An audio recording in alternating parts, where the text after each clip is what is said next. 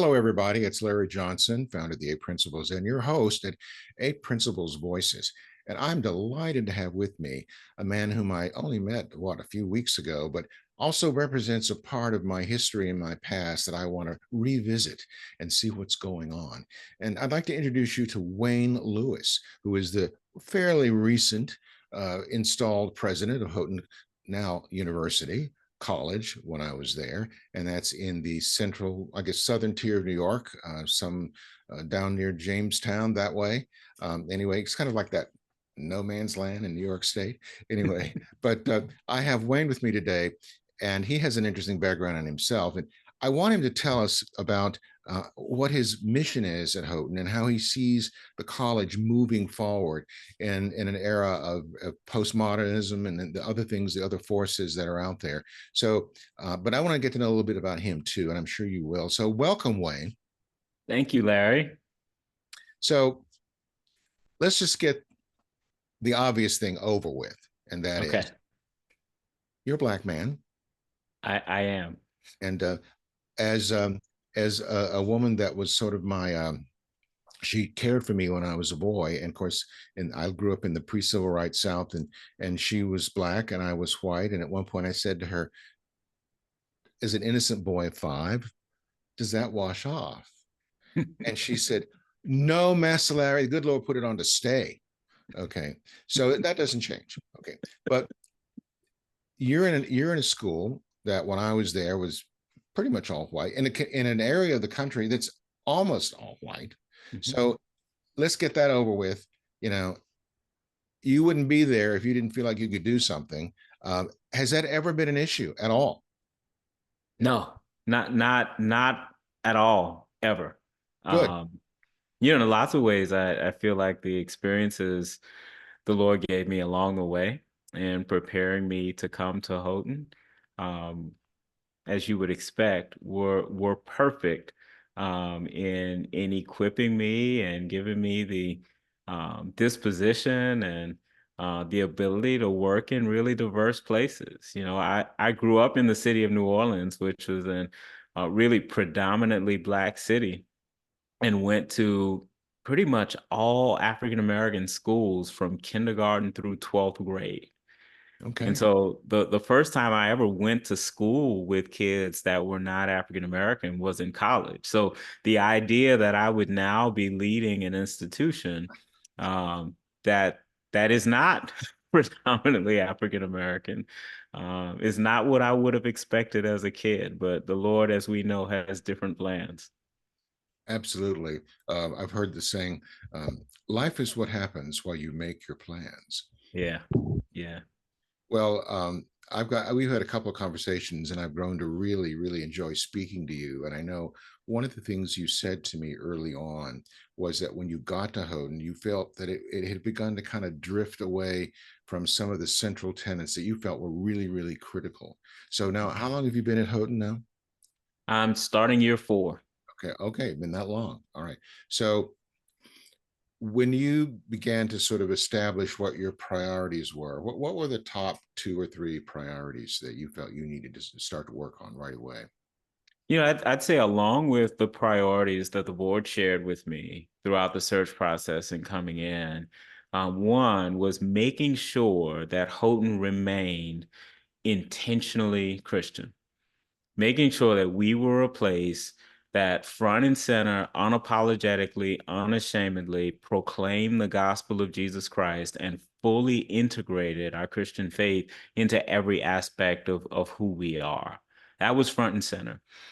The other two, and I say these intentionally after number one, because the number one is number one.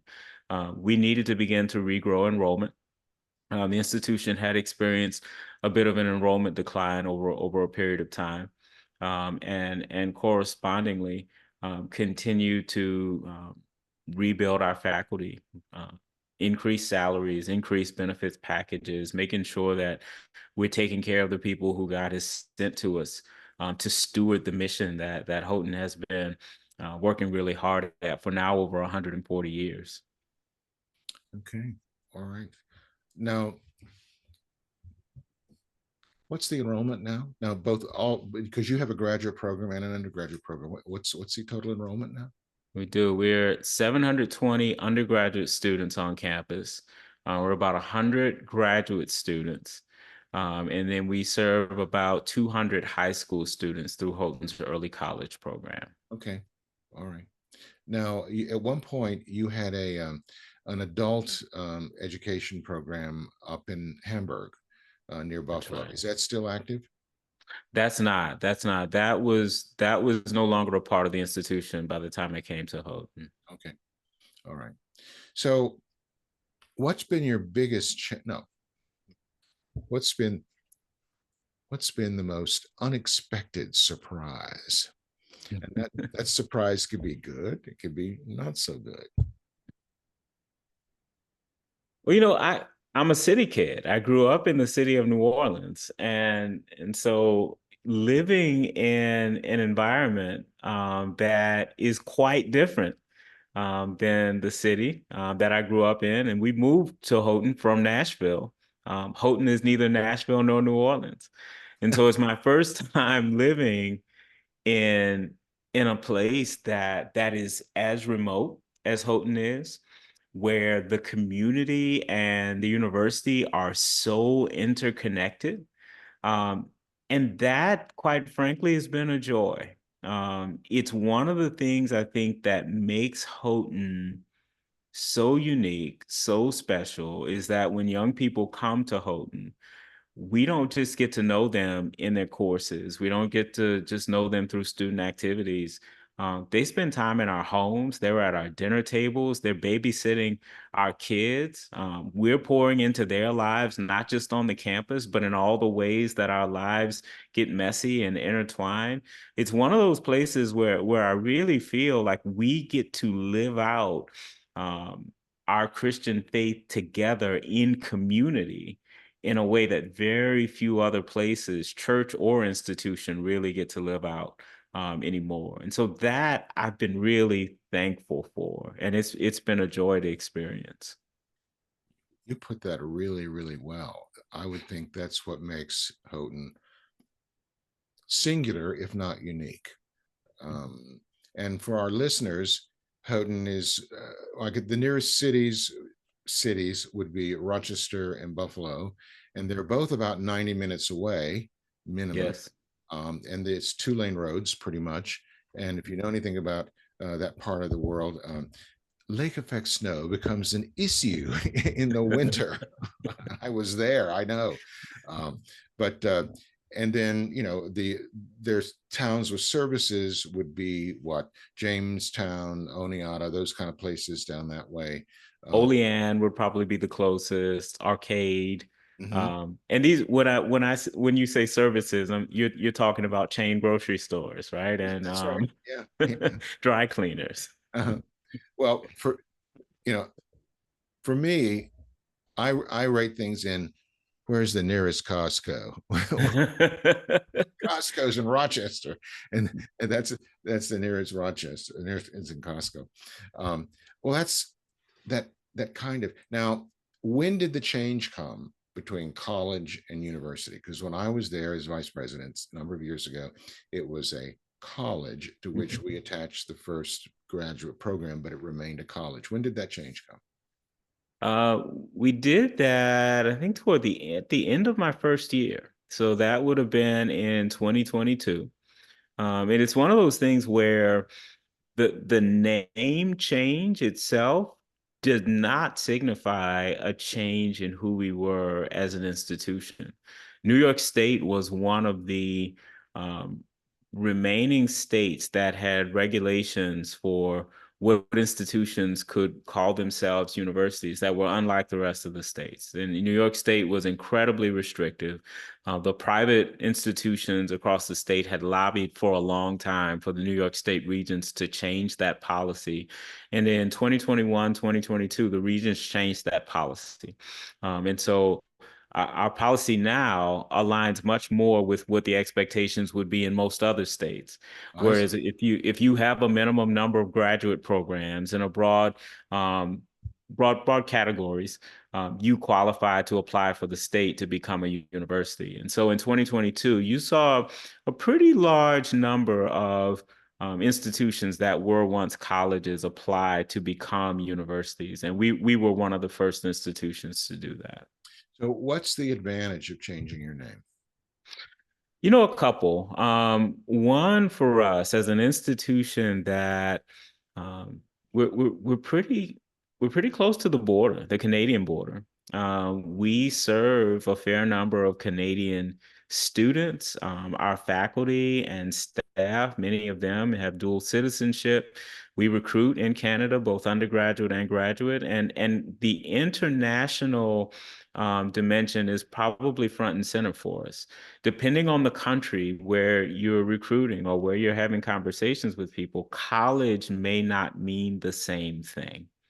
And so we'd run into the challenge with undergraduate students and graduate students where the name Houghton College signified to them that we were of a lesser status, of a lesser stature than university.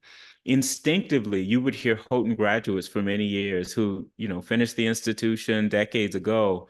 If they were Canadian or if they came from European countries, they would just instinctively say their time at university Mhm. because they understood that in their cultural context, Houghton was a university. And so to clear that up, we went for the name change. The other piece is we do now have some graduate programs. And while the 4-year residential experience, I think in the American context, still aligns with the name college, for new audiences we were introducing ourselves to where we're interested in recruiting students for the Master of Business Administration or for master's programs in music or in education. University better connotes who we are today. Okay. Well, that's fascinating. I hadn't thought about that, but it's true. It's true. Um, I know, when I was in New England going to graduate school, of course, that's the place where you have all the great uh, prep schools, the college schools, Anselm, Bowdoin, all these people, Middlebury, and they changed that to university. There would be shivers down these people's Yeah. backs. It's a certain way of looking at the world. But Larry, we got that question, and with respect to institutions like that, and one of the things I considered and I shared with some of our stakeholders is if you're an institution that has that degree of name and brand recognition, I think it becomes less important. For an institution like us that is continuing to try to introduce ourselves to new markets, to expand our name and brand recognition, I think it becomes more important for an institution like us. that's very thoughtful. I hadn't thought of that actually. But I can see, yes, people from other countries, my time at university, Mhm. going to university. That's the classic, the Sorbonne model. Everything is university. Absolutely. So, looking forward for the next couple of years, what would you, in your best sense, what would you like to see happen? I want to see the institution continue to grow. We have been an institution that intentionally integrates academic excellence with our Christian faith. And I want to see more and more young people who want that type of environment consider Houghton University. We are an institution that takes academic preparation very seriously. That doesn't mean if you weren't an A student in college that Houghton is not the place for you. What it probably does mean, though, is if you were a B student in high school, Houghton could be a really good fit for you. Um, just come with the understanding and the expectation that you're going to be stretched, you're going to be challenged, you're going to be pushed, and we are going to fully integrate that high quality academic experience with our Christian faith. And so I want more and more young people, especially across the Northeast and Southern Ontario, to hear about us, to consider us, and to come and visit us and see if Houghton might be a fit for us. Mhm. Okay. So I suspect, given the fact that human nature doesn't change much over time, that one of your challenges is something that has nothing to do with who you are, but where you are. And that would be young people who take one who are not necessarily like they are out here. As you know, I live in the Rockies, and being out in the wilderness is something people look to and want to have. It's like come out and live on a mountaintop, you know, and cell service. What's that? Um, but um, but there, most kids, most 18, 19, 17, 8 years old, they oh, you mean there's no big stores or this, that, and the other. We're just kind of out there.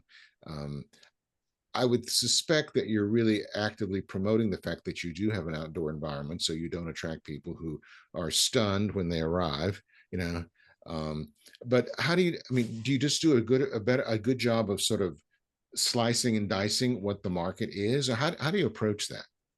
You're actually spot on. So I talked a little earlier about how the experiences I know that the Lord gave me prepared me to serve in this role, and I spent 11 years of my life and my career in Kentucky. 4 years of those serving the Commonwealth of Kentucky, and got to know the whole state, all 120 counties, just incredible people who we love very much. But my time in Kentucky helped me to learn that there are just tremendous numbers of young people and families who want the very type of environment that Houghton provides.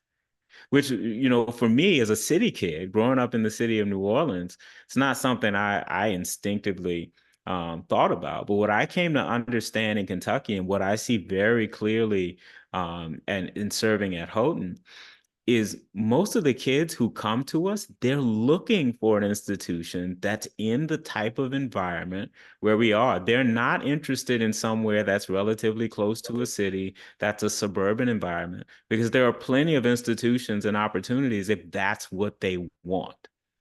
And so the digital tools that we use now in marketing and advertising have allowed us to do exactly what you're saying, to segment that market, to target our market in ways that we couldn't in previous generations, to use characteristics of people, whether those are geographic characteristics or other things about individuals that get us on screens, that get us on a Google ad, that get us on a Facebook ad, and say, hey, based on who you are, this might be the kind of institution that you're interested in. And those tools, I think, are incredibly important for institutions like us, where we cater to a niche market. Yeah. It's very different than a state flagship institution or even a state regional institution, where really you're just taking a broad cross section of the general population. That's not who we are. Our target market tends to be families, young people who are very seriously considering an Orthodox Christian experience where they're going to be academically challenged. Hmm. And enjoy being out in the woods at the same Hmm. Um, and of course, I live out in Boise, as you know, and this is the middle of the Rockies. And now Boise is a city, but you can be in the wilderness really fast, where you have no cell service, no anything. But it's an outdoor lifestyle here. So I guess you have programs there that emphasize the outdoors, I guess. We do. We do. One of our pretty unique programs is our equestrian program. Where we have about 40 horses on campus. There are some young people who come to college, they bring their horses, they're able to stable their horses on campus, and they're studying either because they want to ride, they want to become equestrians, or they're studying equestrian management. Some of them are getting ready for pre-vet, doing pre-vet majors and getting ready for veterinary for vet school. So that would be one of the ones where I say we take advantage of, in our case, the 1,300 acres that the university owns. There's a beautiful farm out there where we have horses. Connected to that would be our sport, recreation, and wellness program that really takes advantage of the space that we have. Opportunities for kids to be out in our space, experiencing our space are plentiful as well. We just sent off our newest cohort of Highlanders. Our Highlander program is for incoming freshmen specifically who go out and spend 10 days out in nature, right? And I'm saying this, Larry, as a city kid, right? That would not have appealed to me. But I'm so proud of our kids for their willingness to jump into not just a challenging college experience, but to start it by doing something like that. And they create relationships and bonds that last not just throughout their 4 years of college, but often we see for the rest of their lives. And of course, you're in an area in New York State where there's beautiful outdoors. Mm-hmm. There's the Finger Lake District, the parks. A little farther afield is the Adirondacks. Mm-hmm. That's all there. A lot of people who are not familiar with New York, they think of it as the city and nothing else. Yeah. And if you haven't learned already, there's the city and then there's the state. They're Yeah. really two separate things in many, many And ways. the state is unbelievably beautiful. It's one of the most beautiful places we've ever lived. It is gorgeous. My wife and I were up there last year. We drove there to visit my oldest daughter, and Connie had never been up there, and she was like, "Oh wow, this is really pretty." And she asked, "So who owns all this undeveloped land?" I said, "Well, people do. See, out west, if it's undeveloped, it's usually owned by some large ranch, or it's what we call BLM, a Bureau of Land Management, which so it's federal land. It's out here, so it's a little different in that regard." Um, where, how do I want to phrase this? You've been in higher ed a number of years. You've seen it. We've seen all this stuff that's going on with what I would call a new incarnation of Marxism, of this sort of postmodern kind of God's not necessary environment, um, and you see boards and college administrators being pretty weak-kneed about some of this sort of stuff. Um, you want to comment on some of that? How do you, of course, it's a covenantal school, so you avoid some of that, but you have to be experiencing some of those pressures. How do you deal with it? We do, in terms of thinking about who we are, Houghton only hires Christians. And so that's important. But that said, Christians are diverse people. Doesn't mean that all of our faculty, all of our employees think the same way about every issue. But we are united in our identity in Christ, and our beliefs related to biblical truth. Now, for our students, the vast majority of our students are Christian, but we do not require that students be Christian to come to Houghton. We have behavioral expectations that all students um, commit to in order to be a student at Houghton. And like I said, most of them come from Christian families. Most of them would be Christians, but we have some students who are not Christians who come to Houghton because of an athletic program, because of an academic program, because of location and affordability. There are a number of reasons why students would come. With all that said, I agree that we're different than the typical institution. And that manifests itself, I think, today, given the context that you've described in this way. Uh, we, as a serious academic institution, are going to ensure that we are exposing our students to everything. We want them to understand ideas, concepts, theories. I said to a group of parents not too long ago, I wouldn't be doing my job as a president of an institution, even as a Christian institution, if students graduated and then there were these lists of things that we never taught them about that they have to go to Wikipedia and ask about. And so that's not who we are. The way we navigate that, though, is we are absolutely clear, without question, about where the institution stands on matters of biblical truth, on matters of our faith. And when you are resoundingly clear about where you are and where you stand and what you know truth to be, with that poll, I believe you can expose students to everything. I want students to understand perspectives and opinions that are directly counter to what we believe is rooted in the Word of God, because I want us to be able to explain to our students and help them to understand why we believe what we believe. Our faith is not such that we think it is so fragile that it can't be pushed, that it can't be questioned, that it can't be challenged. I think that's really one of the important niches that we serve in American higher education, is an institution that is unquestionably committed to its Christian faith and sees no conflict whatsoever with being an intentionally Christian institution and one that is serious about academic inquiry. Well, you obviously, we share a common belief, but we also know that um, truth is always truth. Always. You can examine it in light of competing ideas and structures, and you can begin to see where the differences are, and then why it is you believe the way you believe. Mhm. And I heard once Cardinal Dolan say, "Well, truth is truth, regardless of where you find it. You know, it's going to be true." And so, if you've established your point of view, you've established your raison d'être, and you're pursuing truth, truth will emerge. You see, and Yes, see, as opposed to the alternative, which is indoctrination and some sort of propaganda.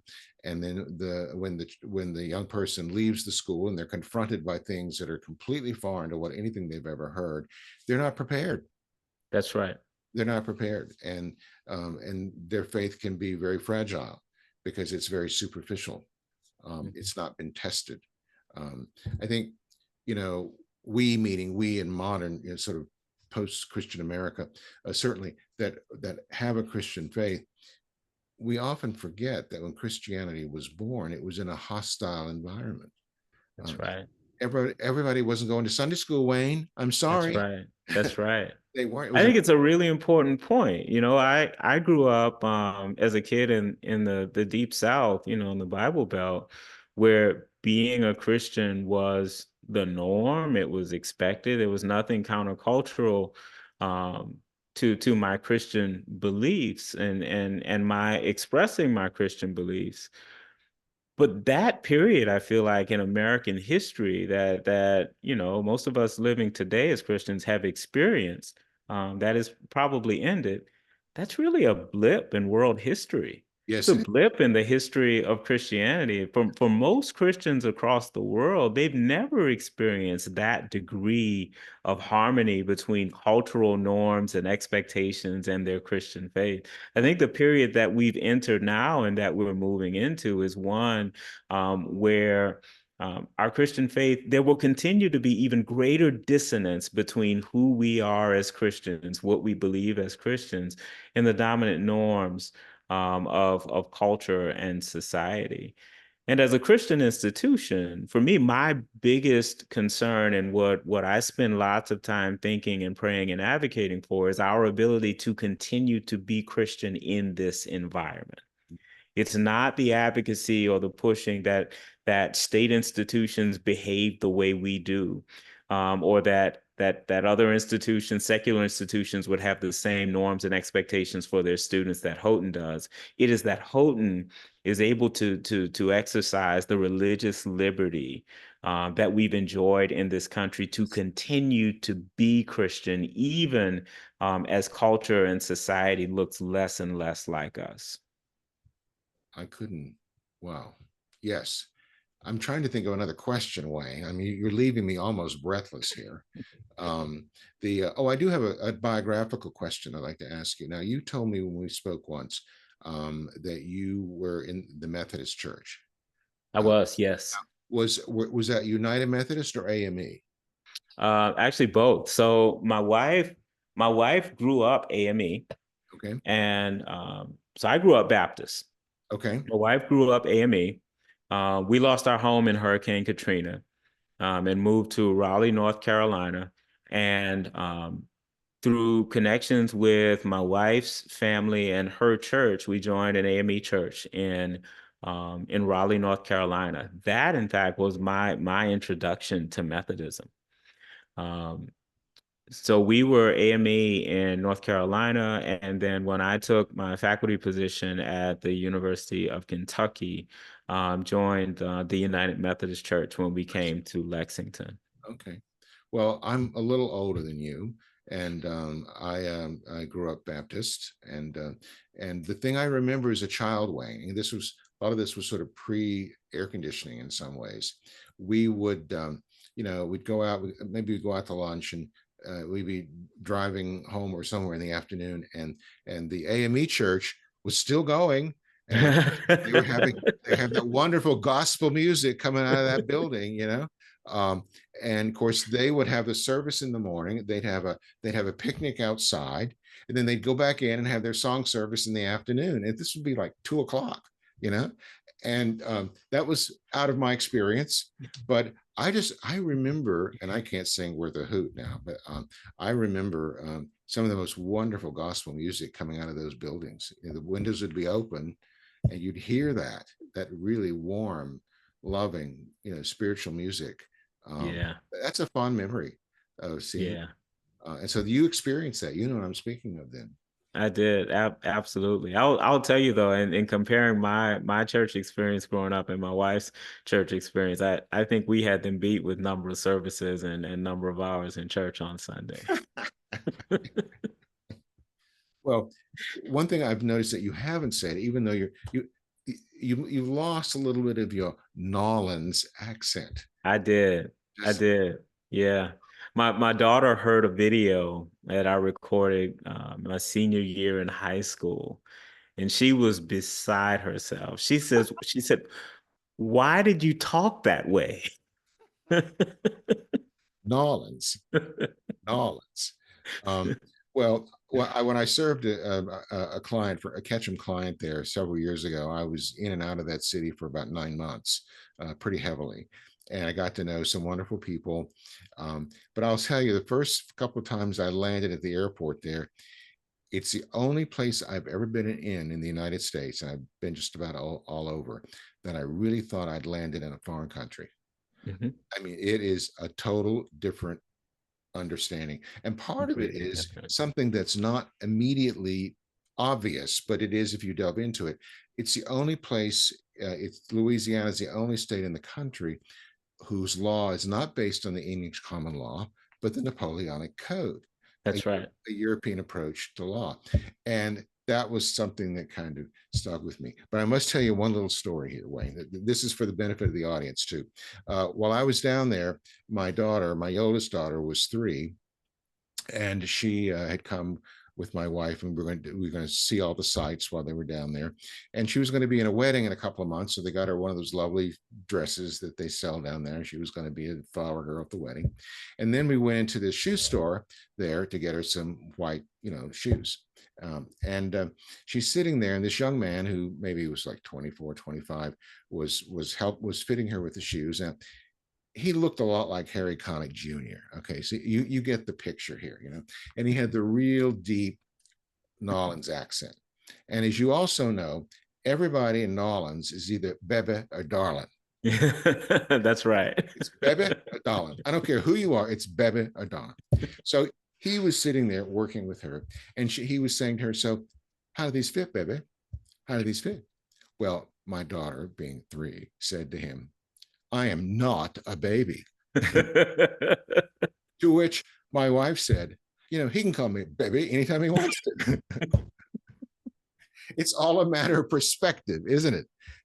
Always. But it was like she'd never been like everyone's baby and darling. It just Yeah, I'll tell you, I've not carried that piece of my culture to New York with me. I think it could get me in a lot of trouble here. here it could. Yeah, I can see that. It's like baby and darling. Now we've talked about a lot, and we could talk a lot longer. And I think I may have you on again on a specific subject. But since this is your sort of intro, is there something that we haven't spoken about that you feel impassioned to speak about? I think where my head and heart are at the moment actually relates to one of the last questions you asked, and that is ensuring that we, and I mean the collective we, are doing the things that are necessary to make sure institutions like Houghton are strong and and around for a long time to come. And I think about that through the lens of a parent, actually, before I think about it through the lens of a college president. How old are your children, Wayne?